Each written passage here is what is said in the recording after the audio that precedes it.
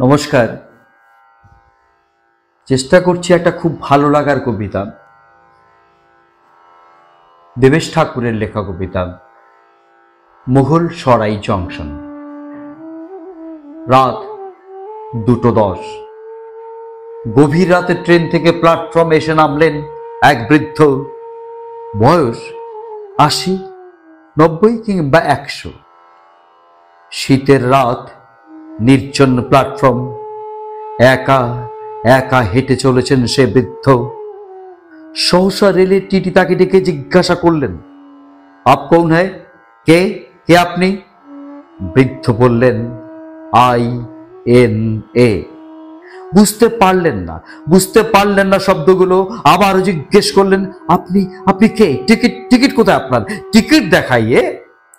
বৃদ্ধ আবার বললেন, INA। আবারও বুঝতে পারলেন না। আর বুঝতে না পেরে রাষ্ট্রনায়কেরা যা করেন, আর দায়িত্ব নিলেন না, তাকে ঊর্ধ্বতন কর্তৃপক্ষের কাছে নিয়ে গেলেন। ঊর্ধ্বতন মাথা থেকে পা পর্যন্ত, পা থেকে মাথা পর্যন্ত ভালো করে দেখলেন। বললেন, কে কে আপনি? বাঙালি, বিহারি, তামিল, তেলেগু, মালায়ালাম, কন্নড়, কে কে আপনি? বৃদ্ধ আবারও বললেন, INA। বুঝতে পারলেন না। আবারও বললেন, আপনি কি বোডো, কামতাপুরি, খালিস্তানি, কে কে আপনি? বৃদ্ধ আবারও বললেন, INA।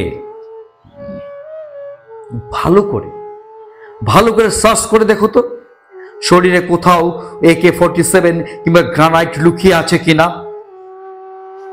শীতের রাত, যার শরীরে কোটি অস্ত্র ছাড়া কিছু নেই, তিনি কোথায় লুকিয়ে রাখবেন এইসব মারণাস্ত্র? উনিও দায়িত্ব নিলেন না। বললেন, যাও সন্দেহভাজন, রাত কাটাও JRP থানার লকআপে। JRP থানায় পড়ে রইল আমার নিরন্ন স্বদেশ, আমার বিপন্ন ভারতবর্ষ। রাত বাড়লে রেলের জমাদারনি দুটো পোড়া রুটি এনে দিলেন বৃদ্ধের মুখের দিকে। বললেন, আগার বুড়া না মানো তো। কতদিন অনশনের পরে এই অর্থাসন। বৃদ্ধের চোখ থেকে জল নেমে এলো। জমাদারনি জিজ্ঞাসা করলেন, আপনি কি কাউকে খুঁজছেন? হ্যাঁ খুঁজছি। কাকে খুঁজছেন? আমার আত্মীয়দের। কোথায় আত্মীয়? কোথায় খুঁজছেন? কোথায় খুঁজে পাবেন? ঠিকানা কোথায়? বৃদ্ধ বার করলেন এটি কাগজের টুকরো। 4টি নাম সেখানে লেখা মাত্র, হলুদ শতচিহ্ন কাগজ। প্রথম নাম মোহনদাস করমচাঁদ গান্ধী। আপনি এই সময় এনাকে খুঁজছেন? জমাদারনি অবাক হলেন, কোথায় পাবেন এনাকে? আজ বড় দরকার এই মানুষটিকে। চারিদিকে শুধু হিংসা, কখনো যন্ত্রণা, কখনো বেদনা, কখনো হতাশা। তুমি যে প্রায়শই বলতে, হিংসা থাকবে না আর, রক্তপাত হবে না আর। তাহলে সে হিংসার কাহিনী থেকে কি বেরিয়ে আসা যায়? মোহনদাস করমচাঁদ গান্ধী, বড় হিংসা, বড় হানাহানি।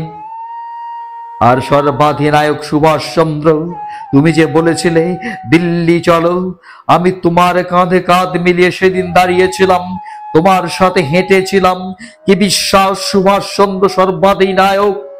আর একবার সে বলতে পারো না সেই ভাষায় ঠিক তেমনি করে, সর্বাধিনায়ক। আমি যদি সবার সামনে বলি আমি IN-এর লোক, INA, আমার দিকে কাঁধা চড়ে অসম্মান করে, কি হানি, কি অসম্মানিত ভবিষ্যতের প্রতিনিধি আমি। আর নেহরুজি 47-এ সেদিন উড়িয়ে দিলেন আমাদের পতাকা, আমাদের জাতীয় পতাকা। আমিও ছিলাম সেদিন লাল কেল্লার সামনে। আর গভীর রাতে শুনলাম তোমার কথা। কি আস্থা পেয়েছিলাম সেদিন, কি বিশ্বাস ছিল প্রতিটি শব্দে। নেহরুজি তারপর তারপর বহু বছর অতিক্রান্ত হয়েছে। তোমার প্রতিশ্রুতি মতো কই সব মানুষের জন্য অন্য, কোথায় বাসস্থান, কোথায় বস্ত্র, কোথায় শিক্ষা, কোথায় কোথায় চিকিৎসা? কোথায় গেল স্বপ্নের সেই সব দিন? এখনো সব মানুষ কোথায় কাটায় দিন রাত্রির ফুটপাতে? একদিকে মানুষের যক্ষের ব্যাংকে কোটি কোটি টাকা, আর একদিকে বিপন্নতা, নিরন্নতা। কবে আসবে সেই সুদিন? কবে কবে? এবার জিআরপি থানার লকআপের ফটকটি খুলে দেওয়া হলো। বৃদ্ধ এক পা দু পা করে করে বাইরে বেরিয়ে এলেন। দেখলেন চারিদিকে রেল লাইন, উত্তরে দক্ষিণে পূর্বে পশ্চিমে চারিদিকে রেল লাইন। বৃদ্ধ ভাবছিলেন কোন দিকে যাবেন, পথ কোথায় গো হারাবার হদিস, রাস্তা কই? সহসা যে জমাদারনির ছোট্ট পুত্র এগিয়ে এসে বৃদ্ধের হাত চেপে ধরল। আও আও মেরে সাথ আও। বৃদ্ধ বললেন, কোথায় যাব, কোথায় ঠিকানা? শিশু বলল, মেরা ঘর, আমারা ঘর, আমার ঘর, আমাদের ঘর। কোথায় সেই ঘর? দুটো হাত বাড়িয়ে বলল শিশুটি, হিন্দুস্থান, हमारा हिंदुस्तान। বৃদ্ধ দেখতে পেলেন চারিদিকে লাল হয়ে আসছে। পূব দিক থেকে সূর্য উঠছে ধীরে ধীরে, তার রক্তিম আবহাওয়ায় ভরিয়ে দিচ্ছে নতুন আশা, নতুন ভরসা, নতুন প্রাণের আলো। সে আলোর দিকে তাকিয়ে এক দৃষ্টে বৃদ্ধ চেয়ে রইলেন।